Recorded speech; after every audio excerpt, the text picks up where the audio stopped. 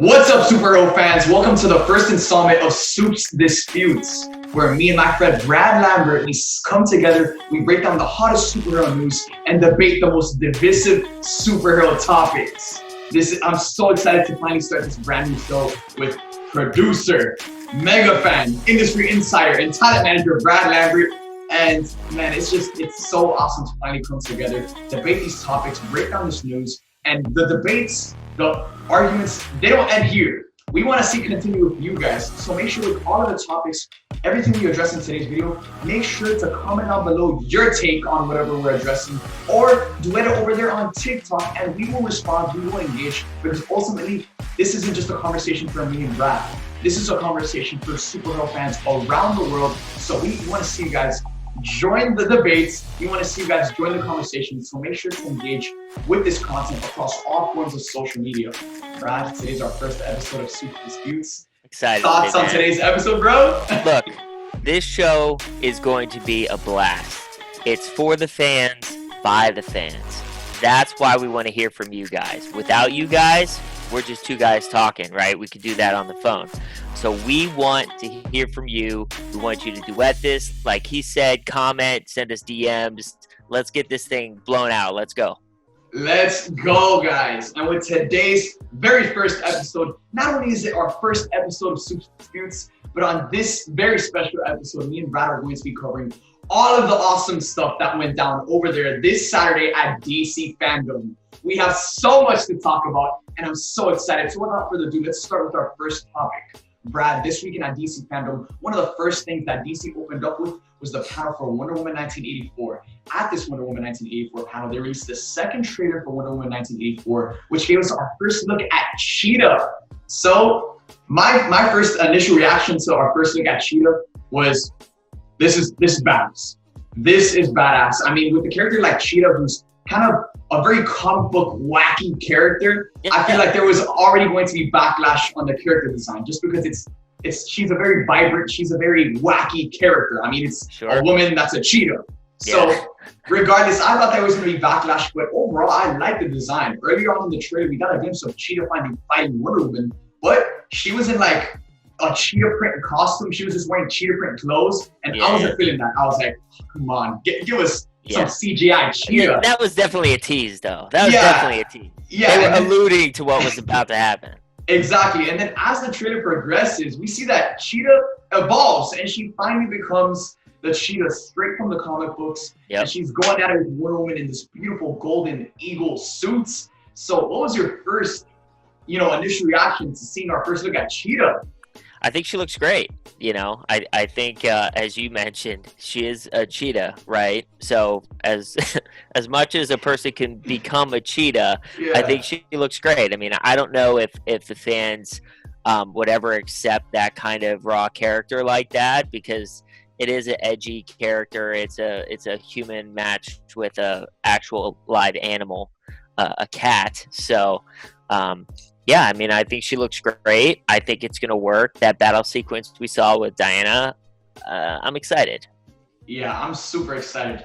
And, Brad, I also wanted to ask you, how did this Wonder Woman 1984 panel affect your excitement for this movie? Because for me, personally speaking, going into this Wonder Woman 1984 panel, I was already excited for this movie. I mean, this is the follow-up to Wonder Woman, which was a fantastic movie. They're bringing back the same people, Chris Pine, Patty Jenkins, more importantly. And great crew. Patty Jenkins is such an amazing director, and I have full faith that she will deliver us another amazing Wonder Woman movie. But to be honest, after I came out of this Wonder Woman 1984 panel, I was just as excited as I was when I came in. The only thing we really got was our first look at Cheetah. And one of the main standouts was that they were marketing this movie as coming to theaters.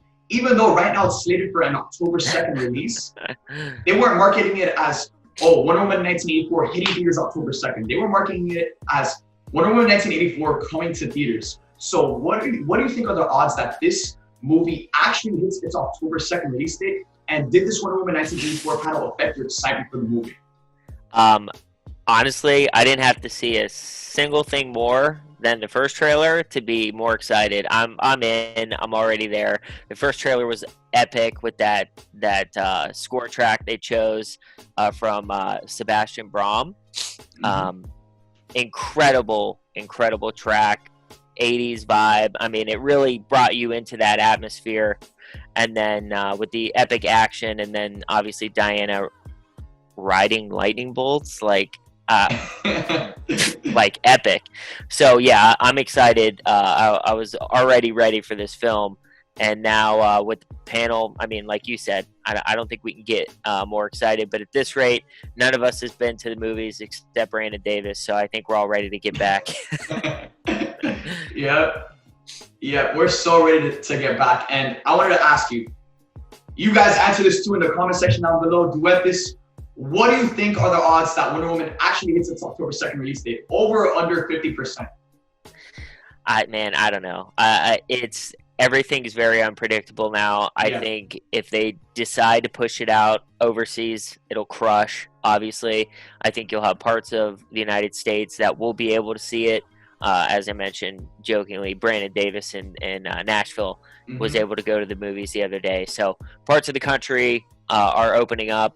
Yeah, it's a tough situation to be in, because the last thing you want is for someone to go see the movie on the East Coast where they're able to see the film, experience everything, and then go out on Twitter and ruin it for everybody.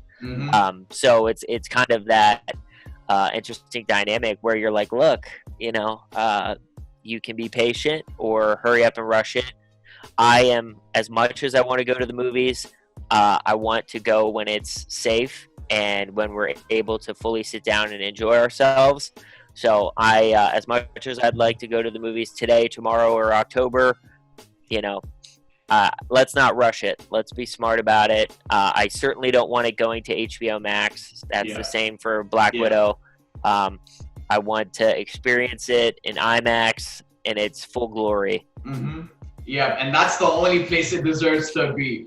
So now moving on from Wonder Woman 1984, the next announcement that DC made was they unveiled our first look at their new Batman game. This new Batman game is being developed by WB Montreal, the same people who made Batman Arkham Origins. And they give us our first look at the game, which features the entire Bat family being playable. Bruce Wayne, according to the trailer and according to what we know from the game, Bruce Wayne is dead. Dead. Dead. But the entire Bat family is playable. Robin, Batgirl, Nightwing, Red Hood. And the story will be a two-player co-op story. Yeah. So, judging off of our first look at this game, I cannot be more excited, man. Finally, a Batman game where we can free roam as a freaking Bat family. How long have we been asking for this? And now it's finally in our hands. And again, like I said, I don't believe for 1 second that Batman is dead. They're just pulling a page out of Marvel's Avengers with their Captain America story. So I think this is kind of DC's, I think this is their rival to Marvel's Avengers. They looked at what Marvel was doing, saying, you want to make a 4-player multiplayer Avengers game? Co-op As well. All right, we're going to make a co-op Batman game. And they know this is what the fans have been asking for. We have been asking this since Arkham Knight, since Arkham City, since the entire Arkham series was popping. We have been saying, please, co-op, multiplayer, have the Bat family free roamable at least. Come on, give me something. And now we're finally getting a Batman game that not only allows you to free roam as the Bat family, but you can experience this whole journey with a friend. And that alone adds an extra layer to the game that should get us all excited. I mean, Marvel's Avengers, we played the beta for Marvel's Avengers and we know that the game's gonna be amazing. We're super excited for the game. But the best part of the game is that you don't have to experience it alone. You can experience it with friends. You can go on all of these journeys as the Avengers. And now I love how DC is finally making a Batman game where you can feel like you're not alone in this. You feel like you're part of the Bat family and you're going out on Gotham City, protecting the city with your friends. So I think this Batman game looks fantastic. We got a short story mission featuring Batgirl, Robin, facing off against Mr. Freeze and a couple of goons. That looked amazing. You know, we saw a couple of different animations in terms of the combat. We saw Batgirl literally running off the side of a truck to just punch some guy in the face. And I'm really liking the look of this Batman game. I can't wait to see more. I think there's a lot they can do in terms of their skins, in terms of the cosmetic side of the game. And yeah, I just think this game looks amazing. I couldn't be more excited. Brad, what was your first initial reaction to our first look at this new Batman game, Gotham Knights? Just the overall aesthetic. Obviously, this is most likely going to be on next gen, I'm assuming. Yeah. So you really got the environment, everything, the lightning, the Mr. Freeze vibe. Like, it was an incredible experience, a ride basically watching this trailer.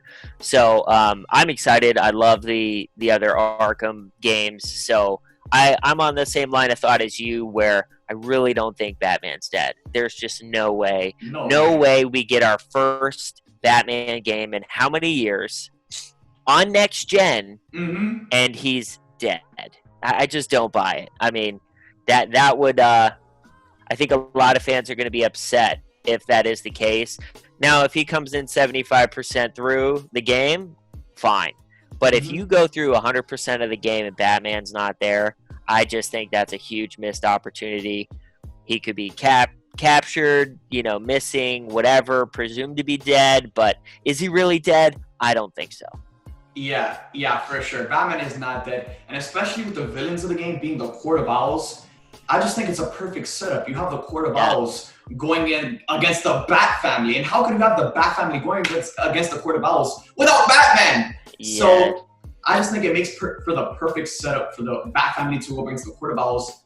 But they need Batman. The Bat family ain't the Bat family without Batman. You gotta have Batman. Gotta have Batman. Yeah, you gotta have Batman in there. And I don't buy for a second that Batman is actually dead. So guys, for those of you thinking, oh no, we're getting a Batman game without Batman, just know that probably won't be the case, because the same thing Marvel's Avengers is marketing the game as, oh, Cap died during A-Day. That's not going to be the case either, and we know that for a fact. There's no way. No way. So now moving on, one of the things DC kind of touched on just a little bit at DC Fandome was their upcoming Flash movie. And to be honest, all of the news surrounding this Flash movie has been crazier than the stuff that actually went down at DC Fandome. So from this Flash movie, right before DC Fandome, a major piece of news dropped that confirmed that Ben Affleck is coming back and he's going to reprise his role as Batman in this upcoming Flash movie. And then we've known from the past that Michael Keaton is also coming back and is going to be in the Flash movie. But at DC Fandome, during the Flash panel, which was very short, it was like 15 minutes long, the only thing they really unveiled was a new look at Flash's new suit that he's going to be wearing in this Flash movie. And we got our first concept art that showcased Flash in this new suit, and he's fighting alongside Michael Keaton's Batman. So, judging off of the suit itself, to be honest, I don't really like it. I just think the lines going around the suit, I felt that they should have gone with a more comic accurate look. I kind of like his suit from Justice League, but this Flash suit, I don't know, it looks very bare bones. It looks very naked. The only yellow on the suit is the lines going around it. When, if you look at traditional Flash costumes, you very well would have like lightning bolts on his arm that are yellow to contrast the red. He'll have like a utility belt around his waist where it's yellow. His boots will be yellow. And I just think that this suit looks very bland. It's basically like a spandex morph suit. that's a Flash suit with just yellow lines around it, all connecting to the symbol. And then we got that concept art that featured Michael Keaton and the Flash, and that looked amazing. I'm super excited to see Michael Keaton come back. It was something that was out of the park when we heard it. Like, it was just iconic, yeah. No one expected Michael Keaton to come back as Batman. And not only the fact that he's coming back, but judging off of this concept art, he's going to be fighting alongside the Flash. He's not just coming back to be an old man Bruce Wayne. He's coming back to fight alongside the Flash. So I'm super excited to see that. I'm super excited to see what this Flash movie has in store, because everything we've been hearing about it, it's going to be a massive movie that's going to affect the entire DC universe. So Brad, what was your thoughts on the Flash panel, the new suits, and our first look at Michael Keaton and the Flash fighting together? Look, I mean, the suit's concept art, all right? So let's not go one way or another yet. When Pattinson's new bat suit came out, concept art, there was a lot of people who were like, what is this? What is that? This looks like crap. And then when we actually saw it in the trailer, which we'll get to in a little bit, I think everyone lost their minds. So I'm with you. It's a much more simpler approach, much more spandex kind of throwback to where a lot of people said he looked like a Power Ranger in Justice League with his like metal armor kind of thing. Yeah. So I'm going to hold my thoughts on the Flash suit. I'm excited. It does look like they're taking a more comic, almost DC TV approach. So we'll see how that goes. In regards to Michael Keaton, I grew up with Michael Keaton Batman, so I'm geeked. I think it'd be great to have him back. You would have to think that they're going to take a de-aging approach like Marvel has done in the past with Captain Marvel and Ant-Man and the Wasp to really take these guys back. But yeah, I mean, it's going to be epic to see two different Batmen in that film. Obviously, you will get Ben Affleck and you will also get Michael Keaton. I hope that there is a Christian Bale cameo in this film. Yeah. I think it's a missed opportunity if even if he's there as Bruce Wayne. He doesn't even have to be in the suit. Yeah. But if it's a 5-second cameo, I think the fans will lose their minds. But, if they are taking that approach of the multiverse and traveling back in time and things of that nature with this film, I would like to see Christian Bale in that for sure. But yeah, I mean, I think that battle with Keaton's Batman and the Flash is gonna be epic. And I mean, Barbara and Andy Muschietti. I mean, what more could you ask for? Dynamic duo. Respect those guys a lot. So I'm excited to see what they do with this. For sure. And guess what? This Flash costume could have been a Party City suit, but ultimately, the way a character looks has no effect on whether the movie's good or bad. It has no effect on whether the character actually has a good arc. So ultimately, the costumes could look bad, and the movie could still be amazing. So now, moving forward, one of the other things that was kind of the main attraction over at DC Fandome, was the Suicide Squad panel. At the Suicide Squad panel, they assembled the entire cast of the Suicide Squad, hosted by James Gunn. It was such an awesome panel. And not only did they unveil the entire cast, but they also unveiled what each actor is playing, the characters each actor is playing. And that was something that was kind of on all of our minds, like, who is this actor playing? Who's Idris Elba?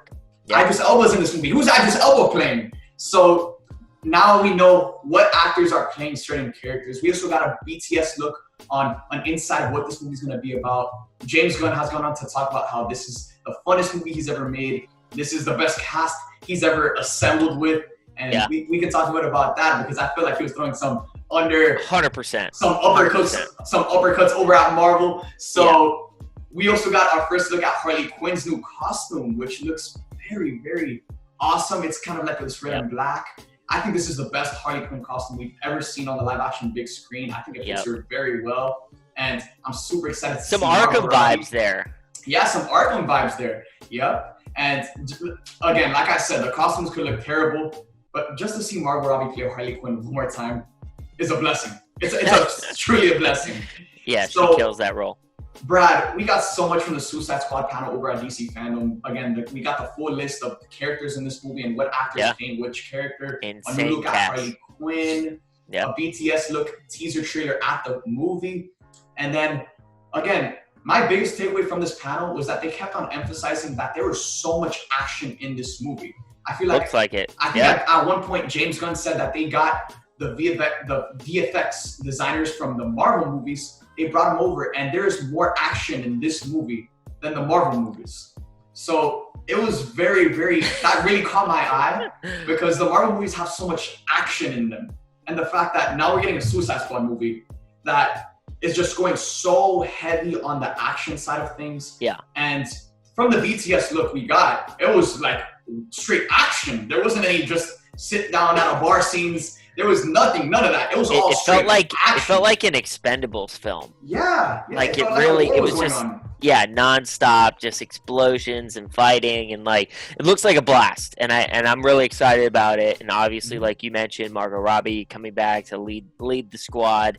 I think it's gonna be a lot of fun for sure.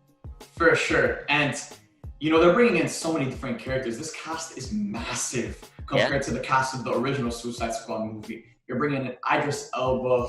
Viola Davis is coming back. I mean, how could you recast her as Amanda Waller? Gotta have Davis. You gotta have her. And this cast, more than the other cast, looks like they're giving me very Guardians of the Galaxy vibes. Like, this cast looks like a family. Like, they look like they had so much fun in this movie. And we actually got some news that Starro the Conqueror is going to be the villain of this movie. For those of you who don't know who Starro the Conqueror is basically a giant starfish. He's a classic Justice League villain. And I would be worried if this was the villain for any other movie, under any other director. But at the end of the day, if there's any director in the world that can make a villain like Starro the Conqueror work, it's James Gunn. So Brad, thoughts on Starro the Conqueror being the main villain of the Suicide Squad movie? We're not doing the same thing over and over and over again. That's what I'm excited about. Somebody new. A lot of the Suicide Squad members we haven't seen on the big screen before. Yeah. So this new direction, I support 100%. I'm excited. And like you said, James Gunn, he did an amazing job with both Guardians films. He is working on a third. So I don't understand the shade that he was throwing this whole sizzle, but whatever. I'm excited about it. Like I said, we're not, it's a unique scenario where we got a Suicide Squad movie like 4 years ago, and now we're getting another one, and I guess pretending like the first one didn't happen. I'm not 100% sure, but they're not taking the same crew. We got a bunch of new characters, a bunch of new actors. You're keeping the core for the most part of the last one, which is great. And we have a new spin on it, a new direction for it, and I hope it works out. The sizzle looked incredible. It was nonstop action, explosions, fighting, comedy. It's going to be a great group for sure. For sure. And one of the things that kind of surprised me the most when they announced like the characters that are going to be in this movie is that these are some of the wackiest characters of all time that exist within comic books. Polka Dot Man? Polka Dot Man? What? It's gonna be insane. I can't wait to see all of the madness that's gonna be in the Suicide Squad movie. But now moving forward, continuing on the trend of Suicide Squad media, DC and Rocksteady, the same people that made the Batman Arkham games, they're developing a Suicide Squad game. We got our first look at the Suicide Squad game at DC Fandome. The trailer and the cinematic short that they kind of displayed to reveal to the world that this game is coming showed Deadshot, Harley Quinn, Captain Boomerang, King Shark, all going to work in this little cinematic short. And then it all concluded with Superman being revealed to be one of the villains of the game. And it looks like, based on the title of this game, Suicide Squad Kill the Justice League, it's going to be based on the Suicide Squad members going up to stop the Justice League members who are being mind-controlled by Brainiac. For me, the biggest standout of this entire little cinematic short was the fact that all of the Suicide Squad members had so much charisma with each other. Even though we didn't see any gameplay, they all kind of meshed well together. They were funny. The gameplay looked, we didn't get any gameplay, but from the animations we saw the characters do, we saw a couple of their powers. Yeah. This game looks like a blast. We also have the Batman game coming, but this game looks like, again, the thing coming out of left field. Like, this game is coming out of nowhere. It's going to be wacky. And I like the fact that they're doing a Suicide Squad game, because with them doing a Suicide Squad game that starts off with 4 players, Harley Quinn, Deadshot, Captain Boomerang, King Shark, there's room for so many more DLC characters to be added within the game. Just look at all the other wacky characters that are in the Suicide Squad movie. Yeah. You don't think Rocksteady is going to add in all of the characters from the Suicide Squad movie into their game? It's such a perfect setup. There's so much they can do with this. But my only negative about the game is the fact that, once again, they're going with the traditional evil Superman. This is just getting ridiculous at this point. The last time we saw Superman in a video game, it was Injustice. Injustice 1 and 2, he's evil. Like, at this point, it's getting to the point where we see Superman when he's evil a lot more than when he's good. And he's amazing when he's good. What fan does not want a single-player Superman game where you can free roam as Superman, fly across the city, run, destroy things, have the full power set of Superman? I get it. Here's a plot twist, though, right? So these characters mind controlled by Brainiac, right? Yeah. Do we honestly think they're going to kill the Justice League, or are they going to stop the Justice League? So let's say they fight Superman and they beat him and get him out of the mind control, maybe Superman then becomes a playable character alongside the Suicide Squad. I mean, I don't know. I don't think they would do that. I don't think they would do that simply based on the fact that you make Superman playable in this game, it doesn't become a Suicide Squad game anymore. Yeah, but what I'm saying is, like, off of what you were just saying, is every game we always get an evil Superman. We never get to actually play as Superman. Yeah. Maybe we will in this game. Who knows? Yeah, I just don't see them. I just don't see them killing the Justice League. I just don't. I like the title is eye-opening and intriguing, which may be the point. But yeah, as far as like killing the Justice League, you would think they would divert their attention to beating Brainiac, so the Justice League, whatever. But it is an interesting thought to see that maybe they will be playable characters, or maybe you will be evil Superman fighting Suicide Squad. Who knows? Yeah, and another interesting thing about this game is that they revealed that this game takes place within the same universe as the Batman Arkham games. Yep. So that kind of opens things up, because if this game is successful, if fans really resonate with this game, you don't think they would expand on the universe that this game is exploring with all of the Justice League members, maybe seeing Batman come back, having Kevin Conroy come back to voice him, seeing this Arkham universe continue in different ways? He has to. If it's set within the Arkham universe, that version of Batman will be in this game, and that is exciting. Yeah, it's very exciting. Again, this Suicide Squad game is something that's coming out in 2022. We got our first look at it at DC Fandome. I'm excited about it. Brad's excited about it, but we want to hear from you guys. So how excited are you guys for the Suicide Squad game? What intrigues you the most? And what character do you want to play with? Yeah, what character are you looking forward to playing as the most in this game? So make sure to let us know in the comment section down below. Duet this video on TikTok. And now moving forward to the final two Mama June topics right here. These were the Mama June panels at DC Fandome in Black Adam and the Batman. We'll talk about the Batman a little later, but right now it's time to talk about Black Adam. Black Adam had a short panel, but it was fantastic. It was one of the best panels. I think that the Black Adam panel was probably the best panel besides the Batman, just because it was short, but man, was it jam-packed. I mean, we had the panel open up with The Rock kind of taking us through the movie, through pieces of art. That was fantastic.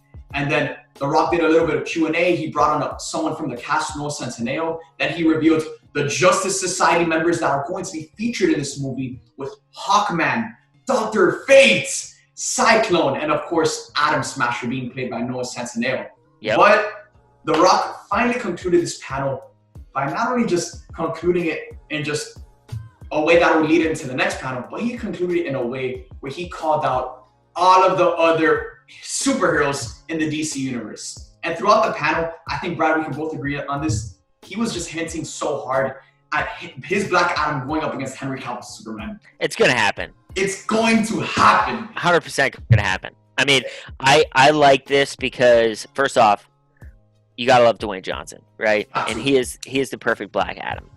So for him to come out and set the stage that there is going to be a power shift in the DC universe, that is making a statement, right? Yeah. So not only are we most likely going to see him face off against Shazam, but the inevitable battle between Superman, Henry Cavill, I think that is 100% going to happen. And it allows Henry to not be the face of the DC universe, which is a heavy burden. He can kind of do his thing, be a side character, and slowly build Superman back up to maybe we get a Man of Steel 2 or another standalone film. But I like this. I'm excited. Dwayne Johnson's amazing, and I think he is going to absolutely crush Black Adam. Yeah, and one of the things that really stands out about this role compared to his other roles is that in this role, Dwayne Johnson isn't a nice guy. In this role, Black Adam, as he was describing him during the panel, Black Adam is ruthless. Black Adam is going to take the Justice Society of America and show them truth and justice the Black Adam way, in a way where he doesn't hold back. He's pissed. That excites me the most, because those are my favorite types of characters. Yeah. The characters that just don't hold back. And Thanos. Exactly. Thanos. And man, I'm just super excited to see this Black Adam movie. I love how Dwayne Johnson is kind of showing his cocky side when it comes to marketing this film. And he's just showing his cocky side. He's showing, I'm the baddest guy in town. I'm calling everyone out. And he's almost treating the marketing of this movie kind of as like a fight. Kind of like he was like a fighter in the UFC. Yeah. Look, I think we all looked at Dwayne as the guy to play Black Adam this entire time. Yeah. I mean, we've seen it. We've heard the rumors. I think everybody as a fan picked him as the perfect guy to play this character. So, yeah, I think he's fully embracing it, and I think we're really going to see him show out in a big way. For sure. I mean, biggest actor in the world coming to play a superhero. I just cannot be more excited to see Dwayne Johnson shake up the DC universe. But Brad, where does Black Adam, with everything going on in this movie, where's Black Adam rank in terms of your most anticipated superhero movies? Oh, man. Definitely top 5. I mean, it's definitely top 5. It has to be. But we're very lucky because we have a ton of epic films in the next few years coming out. So yeah, I mean, he's definitely top 5 for sure. Yeah, for me, on the other hand, I have Black Adam at number 2 on my list of most anticipated superhero movies. The reason I have it at number 2 is because at number 1 is the movie we are about to talk about right now. The main event over at DC Fandome was Matt Reeves' The Batman. Now, the Batman panel opened up with Matt Reeves talking about the movie, and Brad, I didn't even get to we didn't even see the trailer yet, and I was already in love with this movie. Like, seeing Matt Reeves talk about this movie, talking about this character. This is a man that truly understands the character of Batman. Who did he remind you of? He reminded me of Feige, and the way Feige talks about his characters, and the way Feige talks about doing his characters right. Yep. Matt Reeves reminded me of Feige when he was talking about Batman, and how they're going to take this character, insert him, and just build him up. This is a Batman this Batman story is taking place during his second year as Batman, and they're going to build him up. As Matt Reeves said, this is a direct quote from Matt Reeves, his arc is based on him becoming that symbol of hope. And that is such a compelling arc for the character of Batman to go through. And there was just this one statement that really stuck out to me. And it's that when Matt Reeves was talking about the character of Batman, he said that Batman's superpower is his ability to endure. And man, that's Batman right there. That's a man who understands Batman. Because if we look at the Christopher Nolan trilogy, Batman endured throughout the entire trilogy. Yep. I mean, that famous Batman quote, "Why do we fall? So we can learn to pick ourselves back up." That is the definition of Batman's superpower, which is his ability to endure and overcome. And also that quote in the same trilogy is, "What would you have me do?" And do, Master Wayne. Exactly. Like, Matt Reeves understands Batman completely. So before we even got to the trailer, that was just so amazing. Yeah, he sold me on that he was the guy to take on this heavy burden of bringing Batman back to the big screen and hopefully having a fully fleshed out trilogy or more with Robert Pattinson's Batman. Yeah, and then after he was done talking about Batman, I mean, he was talking so fast. He was talking like if this was a 10-minute panel, but it was like a 30-minute. It was a pretty long panel. It was the longest panel of the day.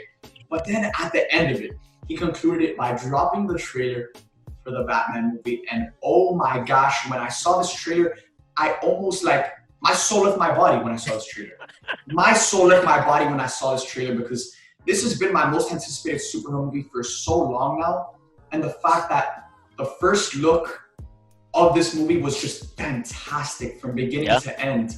And I feel like even though this was a short teaser, and another thing too is that this teaser was created with 25% of the movie. 25%. That, like, to me, that fact blew my mind because for me, dude, I'm sold already, and we just saw 25%. Exactly. 25%. They still have another 75% of the movie to make. And the first 25% was, our first taste of the first 25% was pretty amazing. Insane. this trailer told us a lot of things about this movie, despite it being very short and being constructed of 25% of the movie. But one of the first things it told us was the way it opened up. It opened up with Riddler setting up a crime scene as he has just killed a corrupt Gotham politician. Now we know that Riddler's motivations are to expose the corrupt. He wants to expose the people on top that are pulling the strings that no one else sees, that are doing evil that no one else sees. So that alone sets up Riddler to be a villain that you can root for. Because I think we can all agree that exposing the corrupt elite is a good thing. Now, the way that Riddler does it in killing them and setting up crime scenes, that's what makes him a bad guy. But if we look at the other villains that are so amazing, that are so memorable, like Thanos thought he was the hero. Thanos thought he was doing something noble by saving the universe. Here, you can easily see how Riddler thinks he's doing something good by exposing the elite, by killing them for what they have done. So I think just right there in itself, it sets up Riddler to be one of the greatest comic book villains of all time, because not only is he exposing the corrupt, but the corrupt is tied straight to Batman, because I think with the way the trailer plays out, it definitely alludes to the Batman's family, the Waynes, Thomas and Martha Wayne, being a part of that corruption. 100%. 100%. 100%. Look, this version of the Riddler, obviously Jim Carrey was iconic in his portrayal of Edward Nygma. Mm-hmm. But I will say the creepy psychological thriller elements of this trailer has me so in, where this gave me vibes of Prisoners. This gave me vibes of The Snowman. Like, so many great films where you're on the edge of your seat because of the riddles and the puzzles and just like the uncertainty of what's going to happen next. And the song they used for this sizzle was just so Nirvana. It was so great. The dark, gritty, most Batman films are dark, but this, I think it's going to take it to a whole nother level. I think we all thought Dark Knight Rises and The Dark Knight were dark films. But this is, I love this version of Batman just from this 25% that has been shown.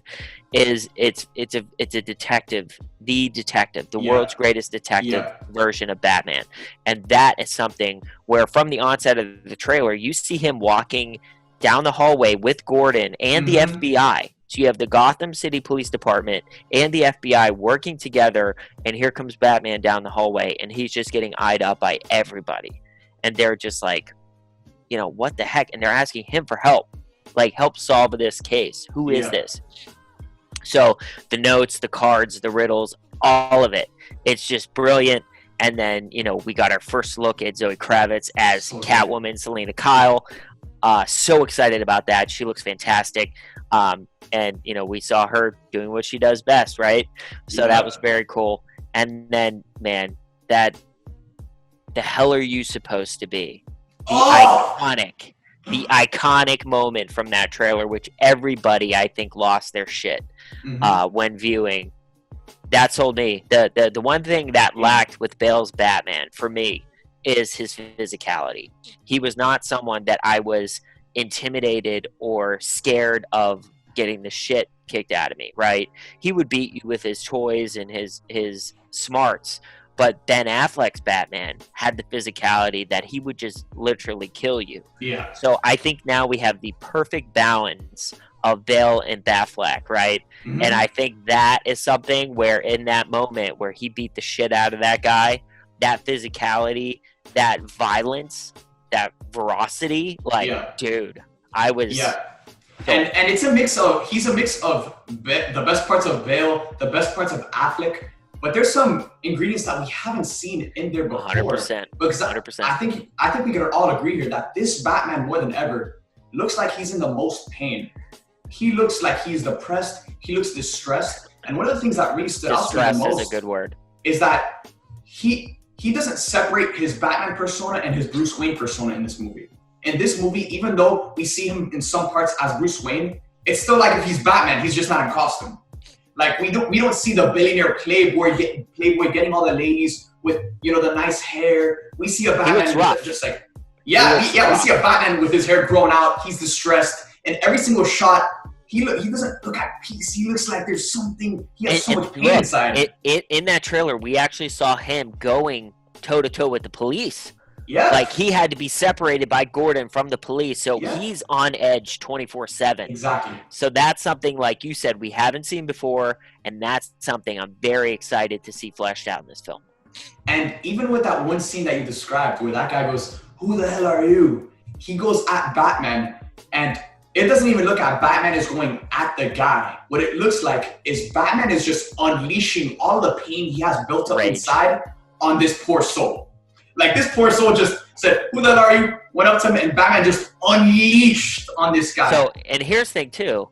If you notice those guys, they were dressed sort of like clowns. Mm-hmm. And that was interesting. Yeah. With the makeup? Yeah, the makeup. There were some that actually had, like, one half of their face painted and the other not painted. Yeah. Could that be a nod to Two-Face? Who knows? Exactly. I mean, could be an Easter egg.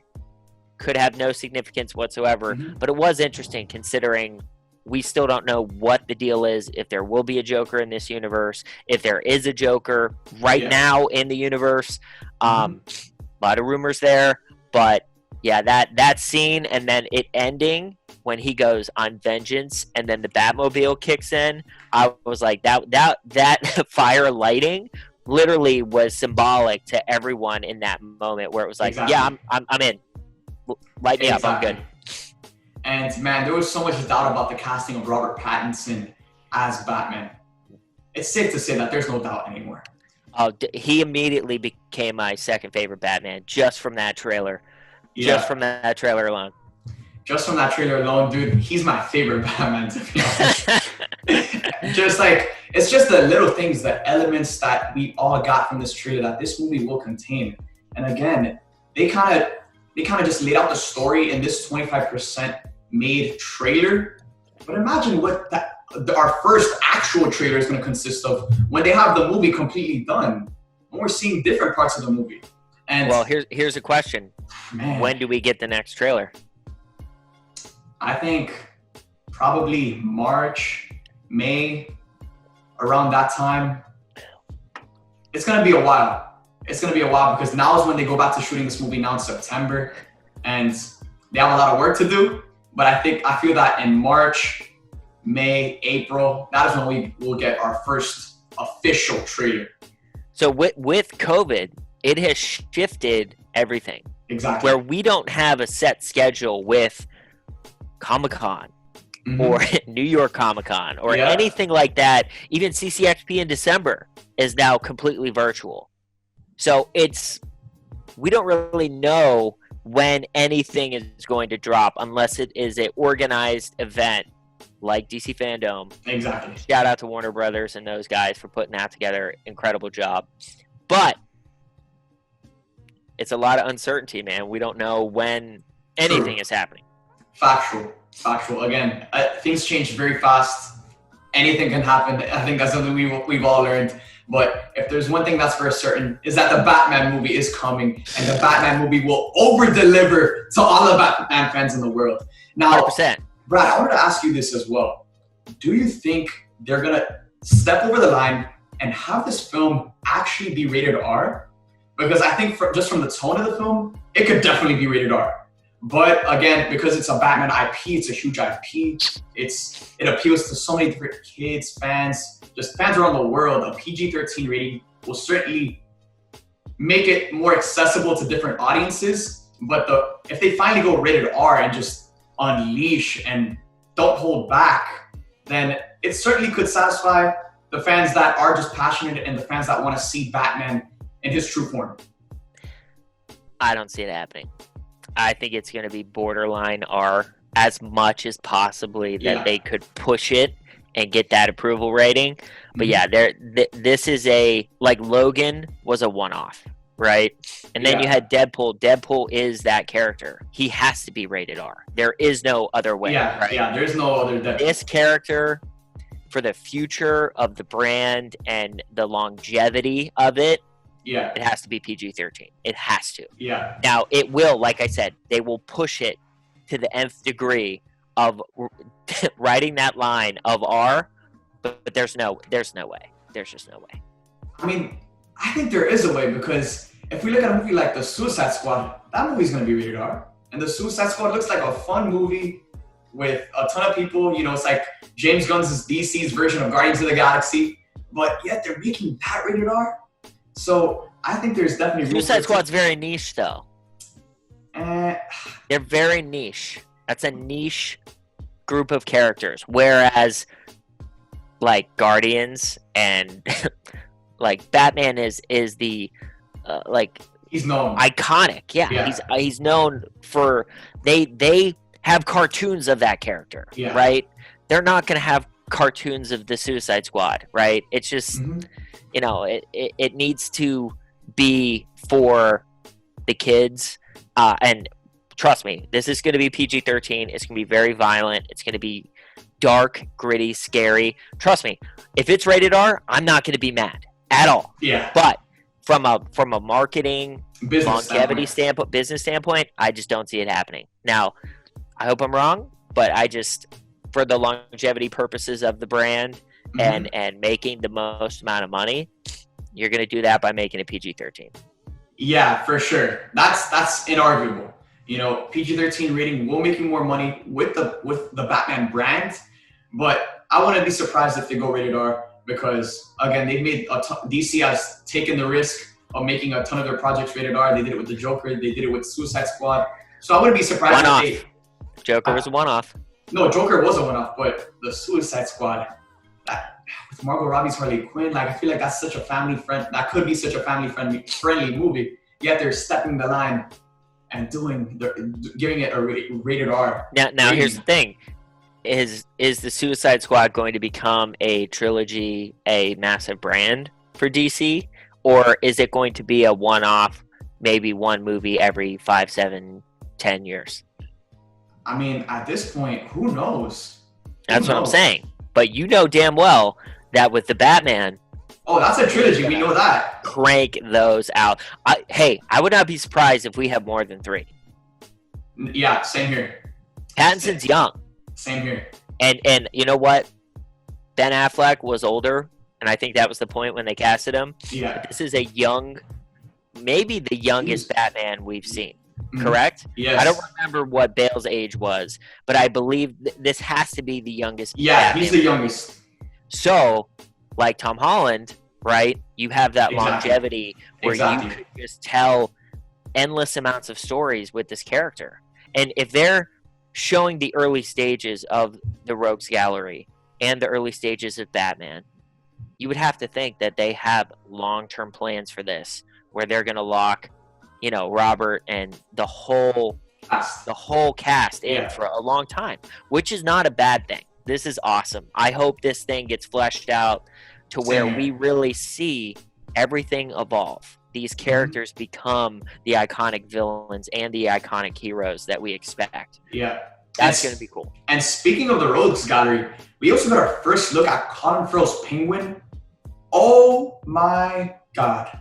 How the heck did they turn Colin Farrell into that guy? Hey, shout out to the makeup team. Shout out to the makeup, shout out to the special effects team. Yep.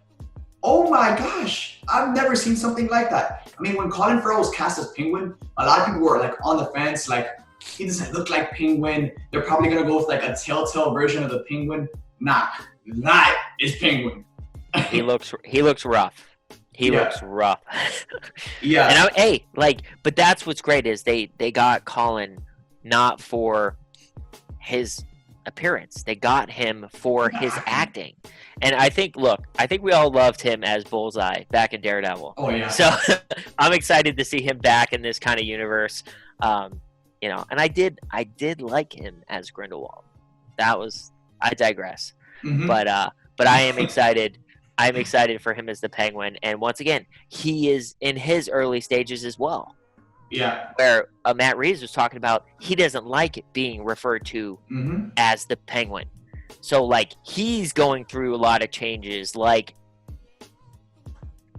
Batman. So yeah, it's gonna be really cool. It is definitely up there.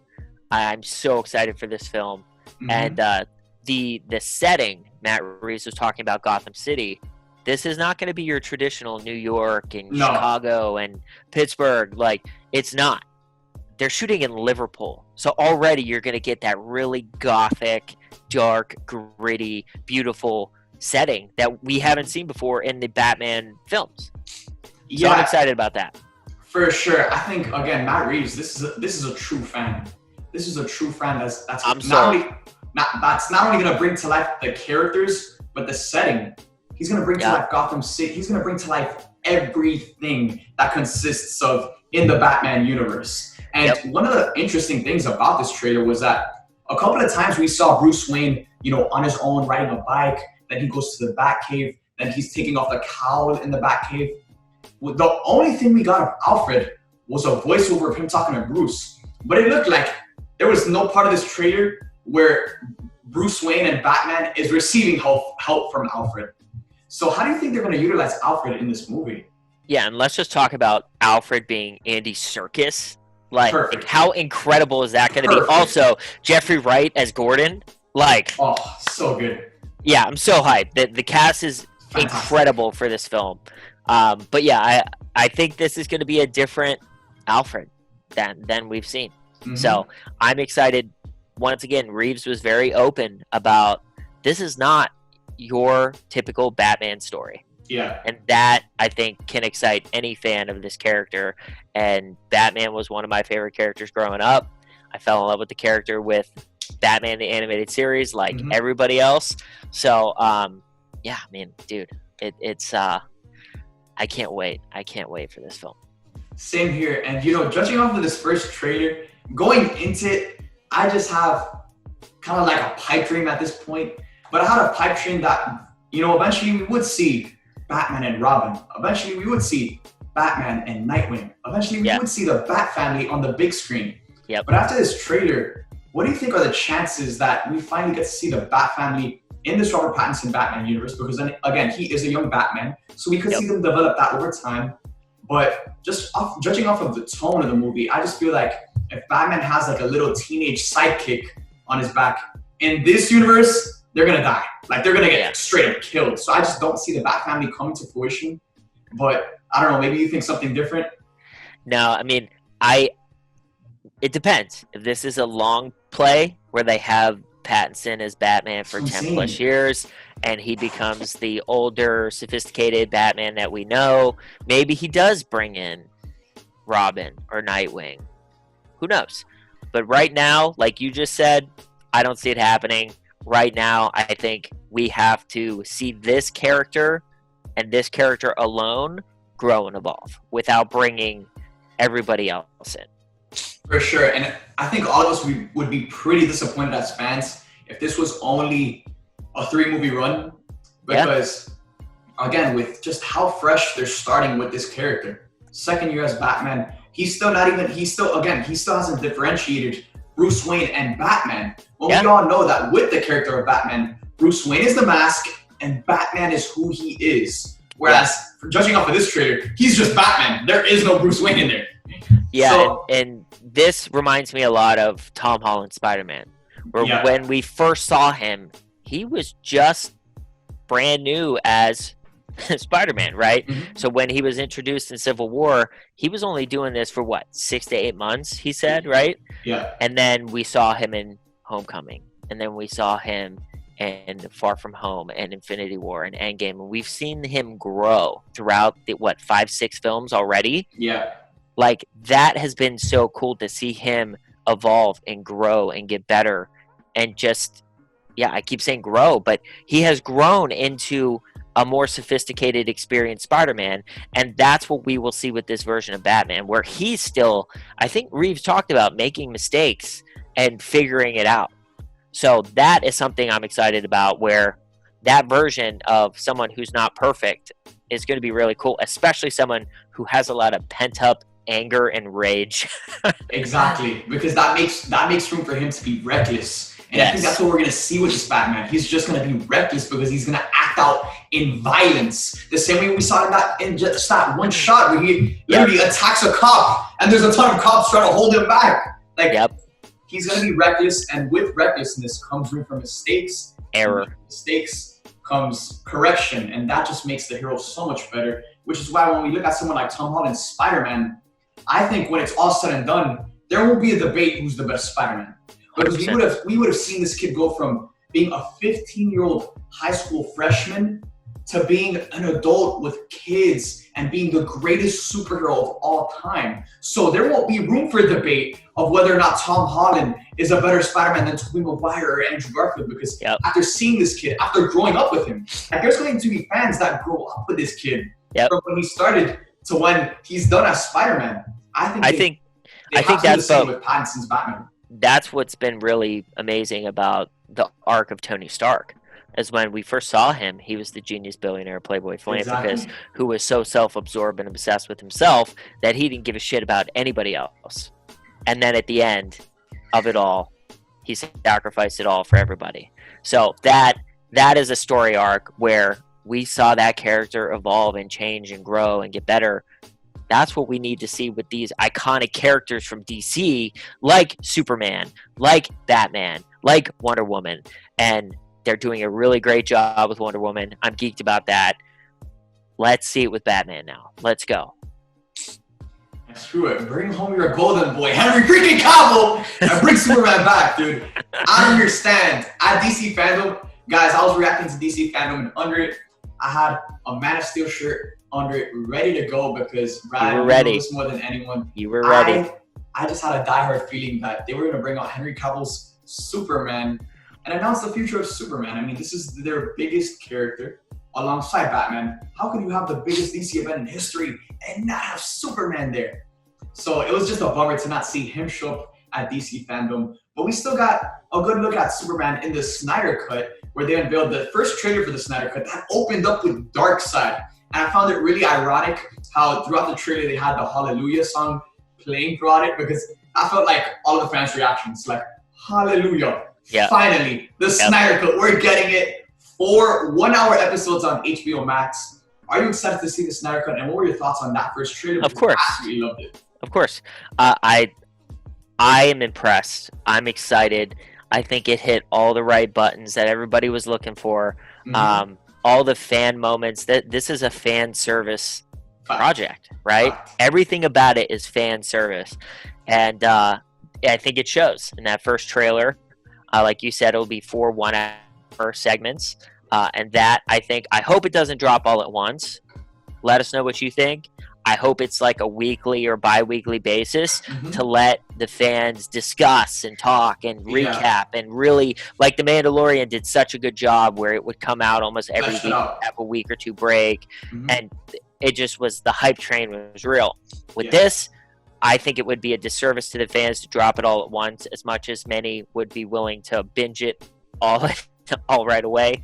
I think you got to let it, just play out over a 4 to 6 week span and really enjoy it, because obviously the fans fought for this. So I think they need to really stop and appreciate it, because, this is what it is. It's not going to continue from this. It's its own thing.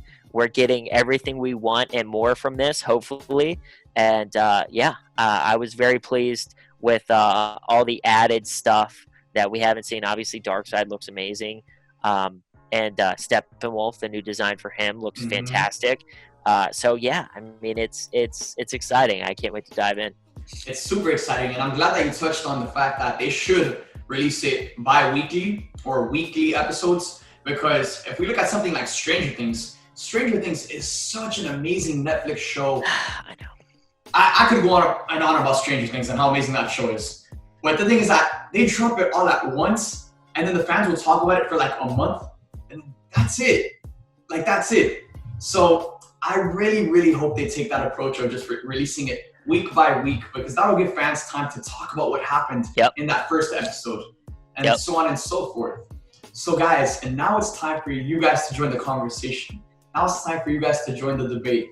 make sure to duet our content over on TikTok to hop into the conversation and debates and give us your own take about all of the topics we addressed in today's episode of Supes Disputes. If you don't want to duet our content, that's perfectly fine. Just hop down below in our comment section and we will respond, as this show is all about the bigger conversation. It's all about us as superhero fans coming together and share our takes on all of these awesome upcoming projects. So guys, with that being said, Brad, any final thoughts on today's first installment of Supes Disputes? I'm just happy to be here. This is going to be a great show. We're going to have celebrity guests. We're going to bring people on. We're going to expand the discussion, like you just said. Duet the content.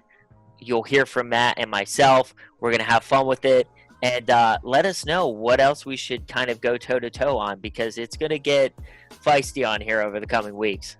Oh, for sure, guys. I mean, today was a special episode where me and Brad broke down all of the news going down at DC Fandome.